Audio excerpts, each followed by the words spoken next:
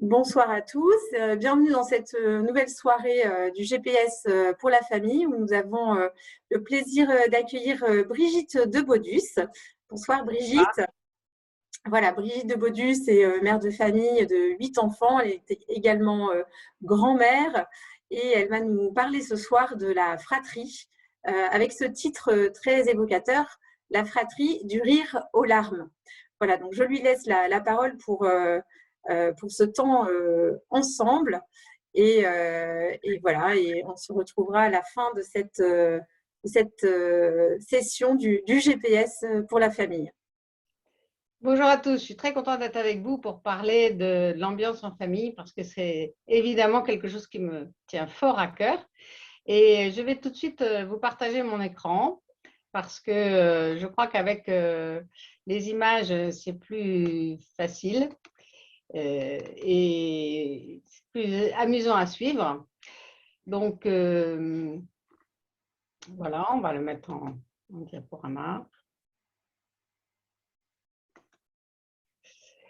Et vous voyez que ce sujet, je le traite aussi parce que je suis dans une association formidable qui s'appelle l'IFFD France et qui propose aux parents des soirées de réflexion sur beaucoup de sujets d'éducation, toujours dans l'encouragement. Vous avez le site sur la page, vous pourrez vous y référer. Voilà, et toute cette formation que j'ai donnée pendant des années m'a permis de rencontrer beaucoup de familles. Mais alors, je suis sûre que votre famille à vous, elle est particulière, elle mérite toute votre attention. Et en décidant d'avoir des enfants, vous avez sûrement eu dans la tête une musique sympathique avec le chant des enfants, le chant des comptines, des berceuses, les cris de joie, et vous imaginez votre vie familiale avec un bon fond musical et des envolées lyriques. Et puis, finalement, au bout de quelques années, vous avez été surpris par la qualité sonore de votre pièce à vivre.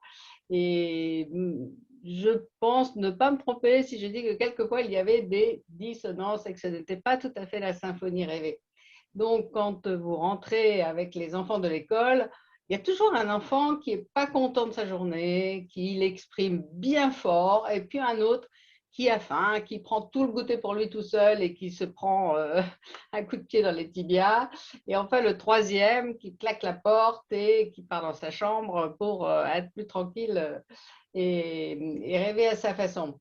Donc, le moment magique du retour de l'école, c'est pas tout à fait ça. Et en plus, peut-être qu'à cette heure-là, vous êtes déjà bien fatigué aussi de votre journée de travail et c'est difficile de calmer le jeu. Et peut-être que vous vous demandez comment on va faire pour tenir la soirée, comment on va faire pour que le repas suivant ait une meilleure ambiance.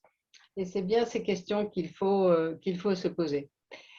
Parce que c'est du rire aux larmes, mais c'est aussi quelquefois des larmes au rire. Donc, on va réfléchir à plein d'aspects de cette atmosphère familiale. Vous voyez qu'autour de l'image numéro 1, j'ai mis quelques petites formes avec les thèmes principaux dont on va parler, c'est-à-dire les difficultés qui se présentent effectivement tout au long de la vie familiale. Et c'est à travers ces difficultés dans votre famille réelle et pas dans une famille rêvée et musicale qu'il va falloir petit à petit régler les choses et surtout chaque pas, chaque journée va apporter son progrès et les difficultés sont l'occasion de progrès. Et donc même s'il y a des colères, même s'il y a des jalousies, nous allons découvrir comment, à travers tout cela, à travers ce réel qui est le meilleur, ce qui nous tient le plus à cœur et ce qui est notre terrain le meilleur en fait pour exercer nos talents, à travers tout cela, nous allons voir comment progresser. Donc, la première partie, ça sera un petit peu de regarder comment naissent les conflits et quelles sont les causes de ces conflits en famille. Et en cherchant les causes, on saura mieux les soigner. Et puis ensuite, nous parlerons des facteurs de croissance dans la fratrie et à travers ces facteurs de croissance ne sont pas gênés par les conflits, mais c'est comme une rivière de montagne qui passe par-dessus les cailloux et ça rebondit. Et il ne faut pas s'en décourager. Et entre autres, on peut toujours progresser parce qu'on apprend peu à peu ce que c'est que la bienveillance et le pardon. Et enfin, nous conclurons sur les bons ingrédients de l'ambiance familiale. Vous savez déjà, et vous en êtes sûrement persuadé, que chacun de vos enfants a un talent particulier, qu'il est absolument unique dans sa singularité et que dans ses chances que l'enfant a à la naissance, il a aussi la chance d'avoir un frère, une sœur, un grand frère, un petit frère, une petite sœur ou une grande sœur. Et donc, cela fait partie de ce qui lui est donné au départ. Et c'est bien dans ce donné réel que son caractère et son tempérament vont se développer. Quand avec votre mari, vous avez accueilli un nouvel enfant, vous avez sûrement été persuadé d'ajouter de la vie et de l'amour à la famille et vous avez voulu créer un climat familial et joyeux pour tous. Et vous avez raison, parce que chaque enfant peut tirer de la place qu'il a dans la fratrie du positif. Le seul piège, c'est que les enfants ne peuvent pas s'empêcher de passer leur temps à comparer. Or, la comparaison, qui est vraiment une source de conflit importante, n'est pas raison, comme dit l'adage. Et bien souvent, on ne fait que comparer un aspect des choses.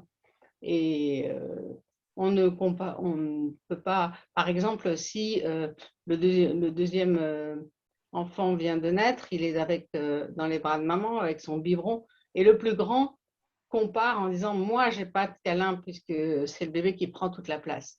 Oui, mais tu n'as pas envie, toi qui es plus grand, d'avoir toujours des biberons et d'avoir toute la journée dans un berceau à dormir et manger et c'est tout. Tu as envie d'aller déjà découvrir d'autres jeux, même d'autres camarades peut-être si tu es déjà à l'école. Donc, comparaison n'est pas raison parce qu'on ne compare qu'un aspect des choses que l'on voit chez l'autre et on ne sait pas bien évaluer. Donc, c'est la meilleure situation que tu as, c'est la tienne au jour d'aujourd'hui et ce n'est pas forcément celle de l'autre. À partir de cette comparaison, évidemment, naît la jalousie. Et la jalousie est une véritable souffrance chez l'enfant parce qu'elle naît du besoin d'être aimé. Les enfants ont tellement besoin d'amour pour grandir qu'ils cherchent constamment à vérifier cet amour. Bien sûr que l'amour est là, bien sûr que vous aimez chacun de vos enfants, mais s'ils vérifient, c'est qu'ils ont leur propre manière d'interpréter la tendresse que vous leur communiquez.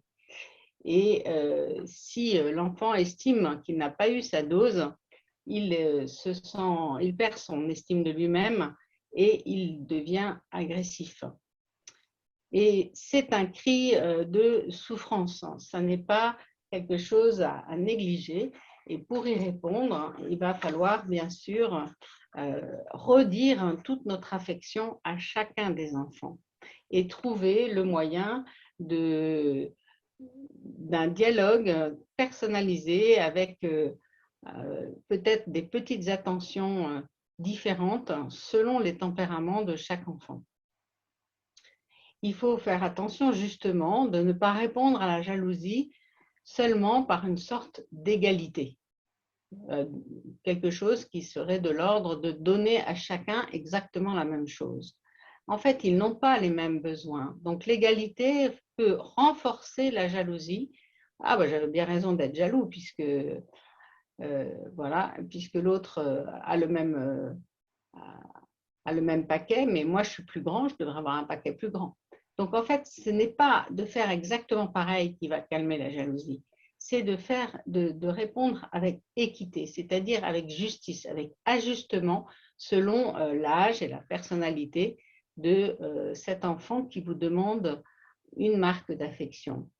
Bien sûr, là, j'ai l'air de dire de donner quelque chose comme si c'était uniquement dans un objet, un cadeau, mais c'est tout autant dans le temps de dialogue, dans la manière dont on joue ou dont on fait une sortie avec l'un ou avec l'autre. Et l'important, ça sera d'alterner les choses et pas forcément de traiter de la même façon un enfant de 4 ans et son grand frère de 10 ans. Sinon, les deux seront insatisfaits et vous ne ferez qu'ajouter une impression d'avoir eu bien raison d'être jaloux. Voilà. Donc, le fait de faire de la différence entre les enfants, ce n'est pas forcément une préférence. La différence n'est pas préférence parce que elle est au contraire reconnaissance d'une identité différente pour chacun, ce qui est bien la réalité. Parfois, à cette jalousie répond une colère. Excusez-moi. La colère est violente parfois et elle exprime en fait le trop-plein d'émotions qui est une émotion qui est tellement envahissante qu'elle crée un désordre intérieur dans le cœur de l'enfant. Pour remettre de l'ordre, il faudra du temps. Il faudra un encouragement à dérouler la colère, à la dire, à la verbaliser, et puis petit à petit à gérer l'émotion que cette colère a suscitée. Donc ça va prendre du temps chez les enfants colériques d'apprendre à se maîtriser, expérience après expérience. Et nous-mêmes, parents, nous devons être attentifs quand on sent qu'un enfant est complètement débordé par sa colère. Comme si, je dis souvent aux plus jeunes, que la colère est comme une bête sauvage qui leur mange le cœur. Et il faut qu'il soit dompteur, qu'il soit plus fort que cette bête sauvage. Dans Les enfants en colère, Ross Campbell a écrit un livre tout à fait pragmatique sur la gestion de la colère. Ça m'a beaucoup intéressée, puisque les colères, ça peut arriver aussi aux adultes. Donc, c'est pas mal qu'on apprenne quelques outils. Et en fait, Ross Campbell affirme que pour progresser dans la maîtrise de la colère, il faut passer d'un niveau de colère à un autre. Qu'est-ce que ça veut dire? Ça veut dire que dans la manière de manifester la colère, on peut la manifester de manière plus ou moins désastreuse, plus ou moins violente. Ça peut être une colère qui s'exprime en mots forts, mais pas forcément en gros mots, comme on dit, ou au contraire, niveau au-dessus, ça va être justement des horreurs, en cherchant le mot qui fait le plus mal. Ou bien ensuite, on peut avoir une colère qui casse un objet, qui claque la porte, voilà, une colère qui s'exprime avec un geste violent. Et puis, plus grave, une colère qui va s'exprimer contre une personne, par exemple, contre mon petit frère qui n'a rien à voir avec l'histoire, mais qui malencontreusement est passé dans ma chambre juste au mauvais moment, alors que je suis déjà très en colère contre la punition que maman vient de me donner. Et j'en rajoute, et je donne un coup de pied à mon petit frère qui n'y peut absolument rien. Donc ça, c'est une violence qui n'est pas admissible, puisque il y a en plus une injustice à la colère. Après, une colère grave aussi, c'est la colère qui, pour ne pas s'exprimer à l'extérieur, va se retourner contre soi-même. C'est-à-dire que l'enfant se fait mal à lui-même. Et là, il faut vraiment se réveiller et faire attention à cet enfant et parler avec lui de la gravité de se blesser soi-même comme pour défouler sa violence. Et on peut proposer d'autres choses, comme par exemple de boxer un oreiller ou d'aller faire un tour dehors, de courir, de se défouler. Mais se faire mal, c'est vraiment quelque chose qui est extrêmement négatif et qui prouve chez l'enfant un repli, en fait, une solitude et donc, encore une fois, une souffrance. La colère raconte des choses sur votre enfant et il faut savoir l'écouter. Donc, ce qu'explique Ross Campbell, hein, c'est que pour guérir de la colère, il faut la connaître et la reconnaître. En fait, il faut en face de la colère que les parents soient comme des miroirs qui renvoient l'image à l'enfant de ce désordre, de ce désastre qu'est sa violence. Et c'est seulement, justement, encore une fois, expérience après expérience, c'est-à-dire des colères qui ont pu sortir et puis qui petit à petit s'adoucissent, qu'on va pouvoir faire progresser l'enfant en lui disant, par exemple, ah ben dis donc, tu étais en colère hein, tout à l'heure, mais alors je te félicite parce que tu n'as fait que dire des mots. Cette fois-ci, tu n'as rien cassé. Évidemment, vous allez attendre que l'enfant soit calme pour lui dire ça. Et ce petit trait d'humour va l'aider va l'aider à grandir et à passer d'un échelon de colère à un autre. Donc, j'ai parlé de quelques causes de jalousie, de colère qui vont créer des conflits, mais en même temps, les conflits peuvent être un facteur de croissance. Ça paraît contradictoire, mais justement, on va se retrousser les manches, on va relever cette contradiction. En fait, quand il y a dans le quotidien des rivalités, mais aussi des jeux partagés, il y a souvent une insatisfaction entre les deux frères ou sœurs qui sont en train de jouer. Et chacun cherche à protéger son territoire, son domaine, sa chambre ou son coin de chambre. Et donc, il y a vite une lutte d'influence sur les frontières de ces domaines. Mais on peut aussi trouver une complicité à partager sa chambre avec un frère ou une sœur. Donc, dans ces conflits, ce qu'il faut essayer de voir, c'est ce qui s'est vraiment passé. Et pour ça, il va falloir prendre le temps de, une fois la dispute terminée, de revenir dessus pour montrer, peut-être avec un peu d'humour et un petit peu de recul, que ça aurait pu se passer autrement.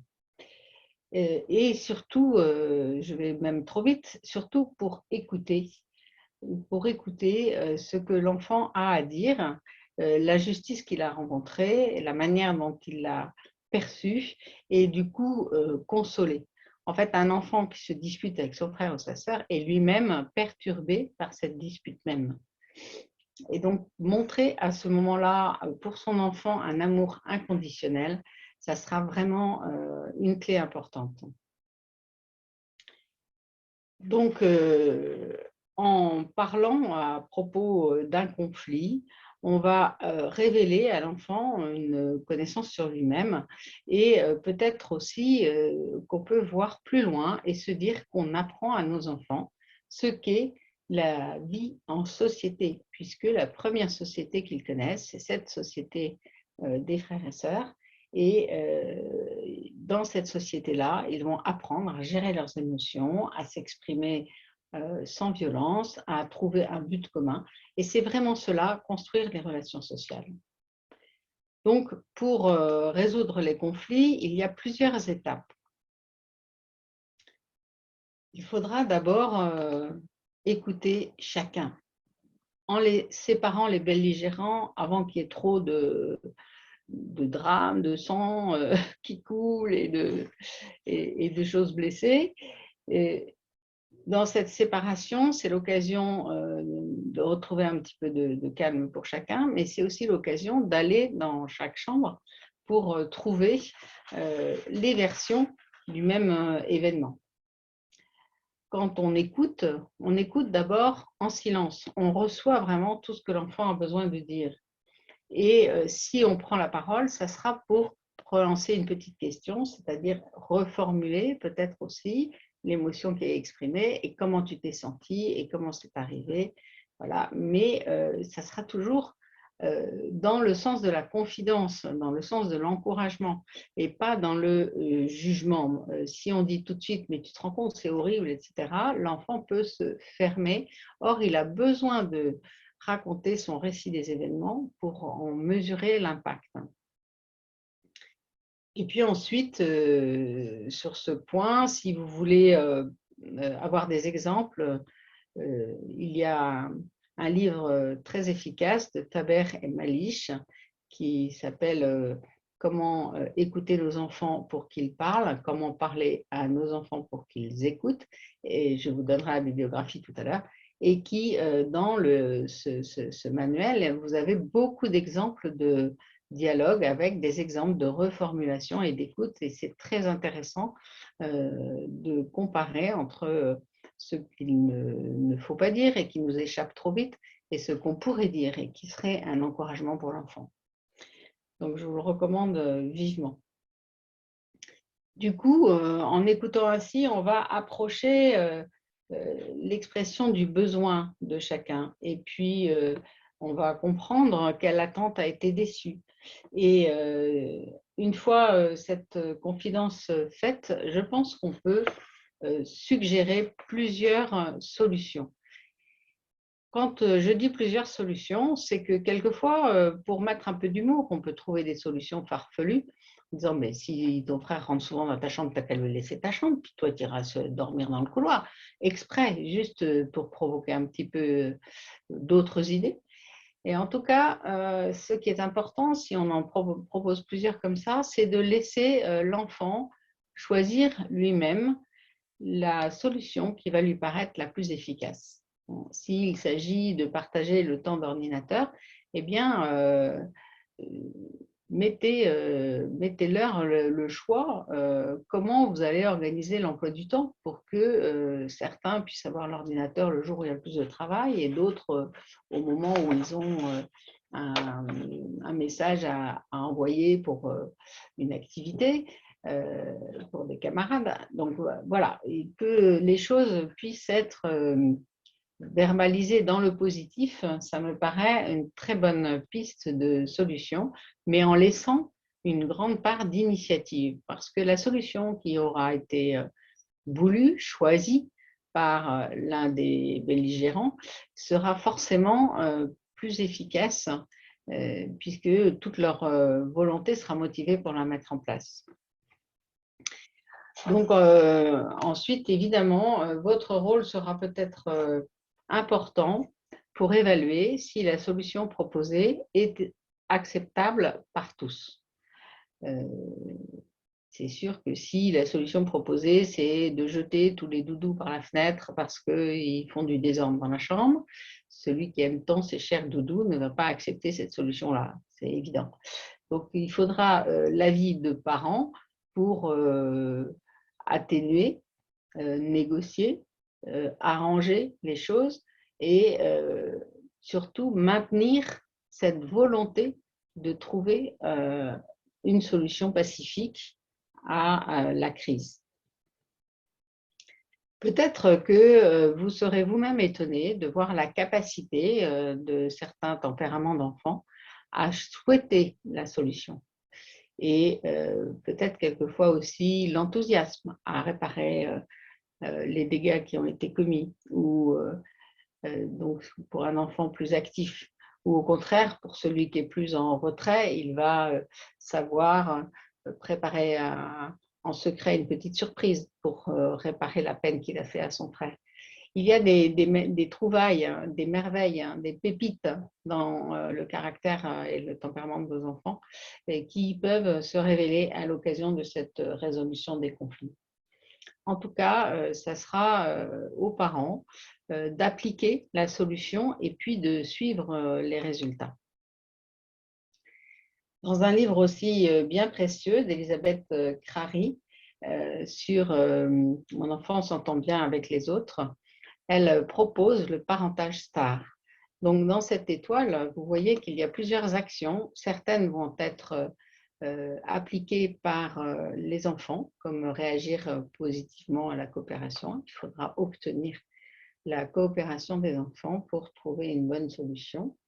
Et puis, aussi, le côté d'aider l'enfant à ne pas chercher la dispute pour le plaisir de la trouver, hein. C'est-à-dire qu'il y a quand même, par exemple, dans le respect de l'ordre du bureau de mon grand frère, une manière d'éviter le problème qu'il faut obtenir comme une règle sur laquelle il n'y a pas à tergiverser.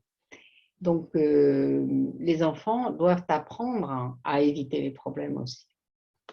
Mais les parents ont une grosse part parce que c'est important que ce soit eux qui reconnaissent les sentiments, le sentiment d'injustice, le sentiment au contraire de vouloir grandir, de faire comme mon frère plus grand, le sentiment de jalousie, le sentiment de colère, tout ce qu'on a décrit. Les parents sont les miroirs nécessaires pour que l'enfant ne soit pas débordé par ses propres excès. Et donc, les parents vont poser les limites, pas seulement comme tu ne peux pas faire ça à ton frère parce que c'est ton frère et que c'est presque un chantage affectif qu'on lui renvoie, mais aussi parce qu'il y a des règles du vivre ensemble. Et que sans ces règles, qui sont aussi importantes que des règles de sport ou des règles de jeu, sans lesquelles il n'y a plus de sport ou plus de jeu, eh bien, voilà, sans l'indication de ces règles de vie et le respect de ces règles de vie, eh bien, tout le monde est malheureux. Et ça, ce sont les parents qui doivent le rappeler et le faire respecter. Et puis, les parents vont enseigner de nouvelles compétences, c'est-à-dire la compétence de se calmer, la compétence de se connaître, la compétence de réagir, la compétence de proposer une idée. Il y a, vous voyez, énormément de richesse à travers tout ça. Donc, toute cette vie familiale est l'occasion d'apprendre à s'accepter et à se connaître. C'est vrai qu'en découvrant les sources du conflit, on peut se rendre compte que mon frère ou ma sœur est extrêmement sensible à l'injure, au mot, par exemple, si le grand dit au plus jeune espèce de minus, tout de suite on voit que le plus jeune, il prend l'attitude du roquet devant et qu'il aboie comme un fou. Hein. Voilà. Si toujours la petite fille, là, elle veut absolument installer toutes ses affaires sur le lit ou même le bureau de sa grande sœur et l'empêcher de travailler, eh bien, on doit apprendre à connaître le besoin d'espace de la grande et l'inquiétude que cette grande a de ne pas finir son travail, d'être gênée dans sa concentration et son travail. Et du coup, c'est forcément la source d'un conflit.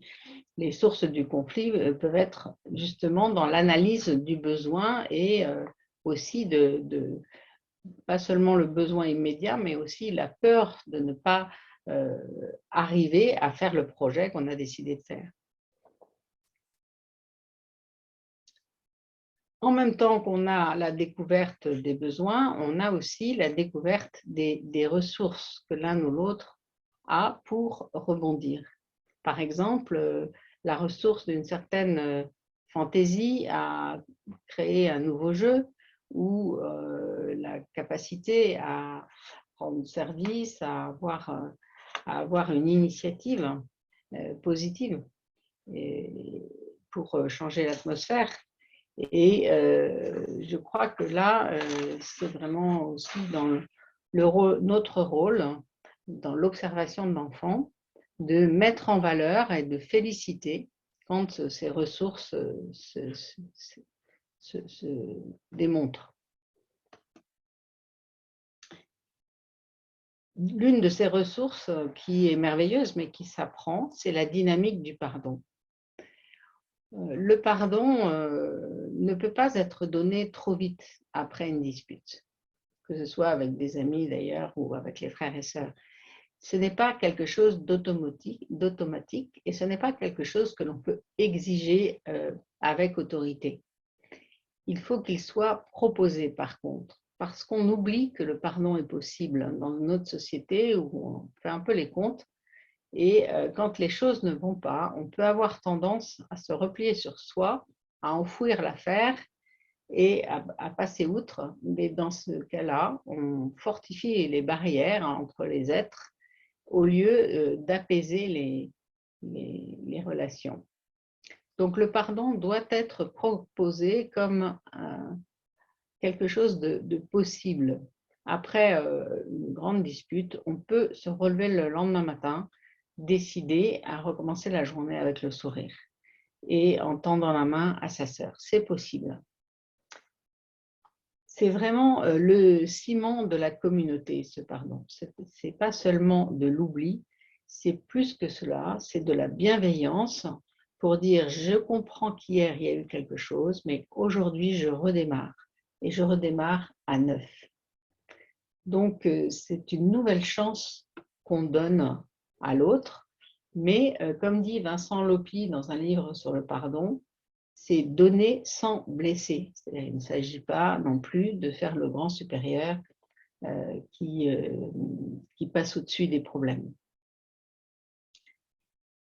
Donc le pardon va être dans le témoignage d'une joie retrouvée, d'un sourire donné. Ça sera avec des mots, peut-être des mots d'affection, mais peut-être ils sont trop pudiques pour dire ces mots d'affection. Peut-être le petit mot, il faut l'écrire et puis le cacher sous l'oreiller. Peut-être il ne faut pas faire de mots et peut-être qu'il faut poser un acte comme tendre son ballon pour rejouer ensemble. Et c'est en associant justement l'attitude et les mots qu'on montrera la bonne volonté pour recommencer autrement.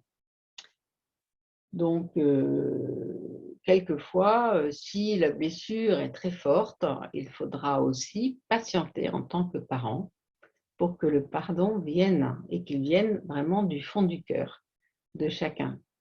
Encore une fois, ce n'est pas automatique et pour certaines blessures, le temps va permettre de prendre un petit peu de recul et de distance et de cesser de se sentir victime. Mais ce sont des émotions qui mettent aussi un petit peu de temps à s'apaiser. Hein. C'est comme une tempête en mer, donc il faut quand même quelques heures avant que le vent retombe, certes, mais même les vagues redeviennent plus calmes. Et dans cette distance, on va peu apprendre à ne plus regarder l'autre comme un obstacle à ma domination. Donc, ça suppose une sincérité. Ça suppose de reconnaître que je ne suis pas le seul à commander à la maison, que si je peux avoir des besoins et des règles qui protègent, par exemple, mon coin à moi, je n'ai pas à commander tout ce qui se passe autour. Et il faut que je puisse relire les événements avec réalisme et voir vraiment ce qui s'est vraiment passé. Parce que quelquefois, sous l'effet de la colère, encore une fois, j'ai pu être emportée par mes émotions et commettre des actes qui ont dépassé ma volonté. Donc tout ça, c'est vraiment important de l'accompagner petit à petit et de chercher à réparer. En tout cas, la réparation demande un soin tout particulier. Ça permet vraiment de comprendre si on répare ensemble, par exemple, si on a mis un désordre épouvantable dans la pièce à vivre, eh bien, la collaboration pour ramasser ce qui est cassé, faire le ménage et remettre les choses en place permettra de refaire équipe, de partager les tâches avec un objectif commun. Donc, c'est au cours d'une de ces réconciliations qu'on pourra faire une fête hein, et vraiment, après ce moment convivial, hein, dire dans le secret de l'oreille de chaque enfant au moment du coucher, par exemple, « Je suis fière de toi, mon chéri, parce que voilà, tu as remis de la joie dans la maison, tu as réussi à pardonner à ton frère. » Une petite phrase tout en douceur, hein, comme vous saurez le dire à votre enfant qui a été blessé et qu'il soit fier d'être dans une nouvelle dynamique positive. Ce qui peut aussi mettre une ambiance positive dans la maison, c'est justement de les féliciter souvent et de leur donner l'occasion d'être responsables, de grandir en responsabilité. Je sais qu'avec ma grande tribu, certains voisins me plaignaient, l'aînée, d'avoir autant de frères et sœurs. Mais je sais aussi que ça, elle était elle-même très étonnée qu'on puisse dire ça, parce que c'était joyeux pour elle de s'occuper d'un tout petit, hein. La fierté de donner un biberon, la fierté de promener une poussette, elle existe aussi, cette fierté d'être grand et d'avoir une responsabilité. Et donc, notre rôle à nous, bien sûr, ce n'est pas d'exploiter les grands au service des petits. On peut demander aussi des petites responsabilités aux petits envers les grands, c'est tout à fait possible. Il faut juste un peu d'imagination. Mais par contre, notre vraie responsabilité, c'est de créer des liens interpersonnels, de tisser les liens interpersonnels entre les enfants. Et pour cela, de développer leurs compétences respectives. Donc, bien sûr, celui de 4 ans ne va peut-être pas donner tout un biberon. Sa sœur, qui en a déjà 9 ou 10, le fera mieux. Mais celui de 4 ans pourra, vis-à-vis du bébé, faire une montagne de cubes, le faire rire. Voilà, il y a des tas de possibilités pour que chaque enfant trouve une façon d'être utile et donc de grandir à ses propres cieux. S'il s'agit pour nous de découvrir en eux la capacité d'être en relation avec les autres. Et sur l'image que vous voyez là, il y a une petite fille qui simplement est calme alors que son petit frère est sur son dos. Et ça, c'est un talent relationnel extraordinaire, vous voyez. Donc, nous pouvons, dans ces cas-là, remercier aussi nos enfants pour ce qu'ils sont, hein, pour ce qu'ils font. Et je crois qu'ils ont besoin de sentir notre reconnaissance pour garder toute leur estime d'eux-mêmes. Il y a une règle dans ces liens interpersonnels, c'est le respect. Autrui n'est pas ma chose et je ne suis pas sa chose non plus. Et cette règle qui fait qu'on respecte la place et les besoins d'une autre personne qui est mon frère ou ma sœur, et même qu'on va au-devant de ces besoins, eh bien, c'est la règle du respect humain, du respect des hommes entre hommes, et c'est justement cette règle qui fait grandir. Et puis, pour créer une ambiance d'équipe dans cette fratrie, eh bien, il faut rire, hein. Et ce n'est pas un commandement abstrait. Il faut rire et profiter de bons moments pour encourager ce rire. Les moments familiaux, ce ne sont pas des moments d'obligation, obligation d'être à table ou obligation de rester à la maison parce que c'est l'anniversaire d'un petit frère, mais c'est plus le moment de se faire plaisir en faisant la fête ensemble à la moindre occasion. Pour ça, j'avoue que j'ai été épatée par quelques émissions sur les familles nombreuses qui passent de temps en temps et où on sent cette joie de vivre tous ensemble. Et il y a plein de petites idées sympathiques.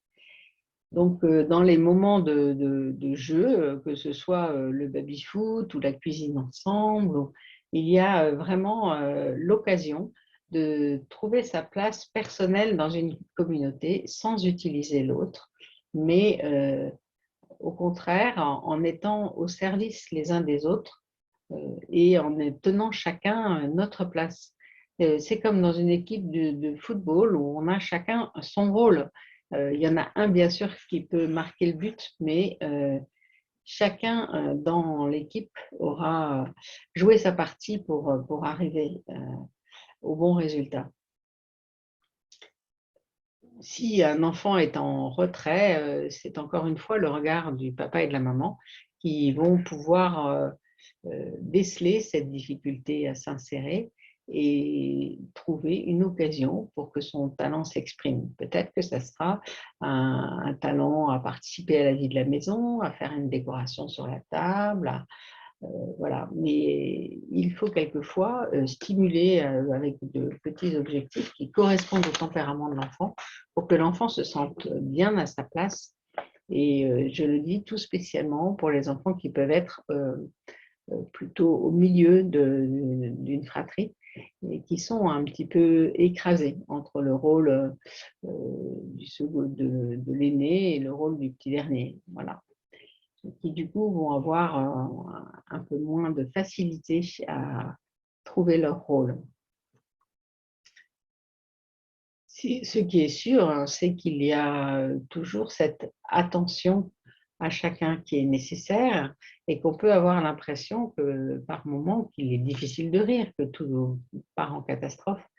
Mais dites-vous bien à ce moment-là que l'équilibre de la famille n'est pas un équilibre statique, c'est l'équilibre de la marche et même de la course à pied, parce que quelquefois, il faut aller vite. Voilà. Et c'est juste en étant constamment enfin, sur un pied, mais déjà l'autre presque en déséquilibre, qu'on arrive à avancer. Et donc, voilà un peu le type d'équilibre que nous vivons en famille, mais par contre, nous avons un but commun. Et ce but commun, c'est d'être bien ensemble. Alors, c'est vrai que j'ai un petit peu survolé peut-être la place de chacun dans la fratrie, mais je pense qu'il faudrait une nouvelle heure pour l'expliquer complètement.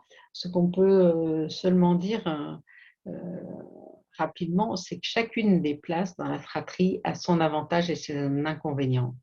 L'aînée va être peut-être plus en confidence avec les parents, mais elle a l'inconvénient d'avoir des responsabilités un petit peu plus tôt. Il faut faire attention à ne pas en donner trop.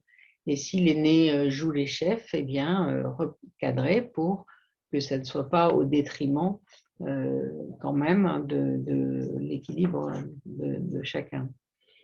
Ensuite, on dit que le petit dernier n'est jamais puni, ce n'est pas forcément vrai, mais il a aussi l'inconvénient de devoir suivre souvent le rythme des autres, alors que ce n'est pas forcément son horaire, mais les horaires des grands qui vont imposer d'aller et venir, de raccourcir le temps de sieste ou d'être bousculé. Donc, chacune des places a son avantage et son inconvénient. Ça, je crois que c'est important aussi de leur montrer à partir des expériences quotidiennes. Mais ce qui est important, c'est de ne pas les enfermer dans dans un rôle. De toute façon, t'es l'aîné, t'es le chef. Non, c'est pas possible. Si l'aîné se prend pour un chef, justement, il va falloir lui apprendre à laisser cette responsabilité aux parents d'une part, mais aussi éventuellement de faire équipe avec les autres pour que les choses se passent bien. Et sur d'autres plans, on peut dire tout simplement, bah, toi, de toute façon, tu es le sportif de la famille, donc tu vas faire ci, tu vas faire ça. Pourquoi serait-il le sportif de la famille? Il peut être bon en sport sans pour autant porter une étiquette pour toute sa vie. Donc, attention dans cette vision un petit peu ordonnée d'une famille, soit par la place dans la famille, soit par le tempérament de l'enfant. Attention de ne pas mettre des étiquettes enfermantes et justement accepter qu'il y ait un déséquilibre comme pour la marche, mais comme pour le progrès aussi. Voilà. Donc, beaucoup de rire, beaucoup de repas de fête avec des créativités, des surprises et vive la vie de famille. Voilà. Bon, il est temps de conclure parce que le temps passe et je voulais vous donner quelques éléments de bibliographie. Donc, Isabelle Filiosa présente le livre d'Elisabeth Crary, Arrête d'embêter ton frère, laisse ta sœur tranquille. Je crois que vous voyez que c'est bien dans le sujet. Et il y a là l'analyse de l'étoile, la star, là, qui permet de régler les conflits. Faber et Malice, je l'ai cité aussi, parler pour que les enfants écoutent et écouter pour que les enfants parlent. C'est très pragmatique et vous aurez beaucoup d'exemples pour améliorer la communication. Et puis enfin, Faber et Maluche édite aussi Les frères et sœurs sans rivalité. Donc là aussi, il y a une matière à progresser. Et puis, je vous ai cité le docteur Ross Campbell, qui est bien connu, mais qui est un des rares pédopsychiatres à parler des enfants et de la colère, et ça me paraît un élément absolument utile. Voilà, moi, je vous souhaite un très bon temps en famille et j'espère que vous aurez trouvé des petites pépites pour votre GPS familial. À très bientôt.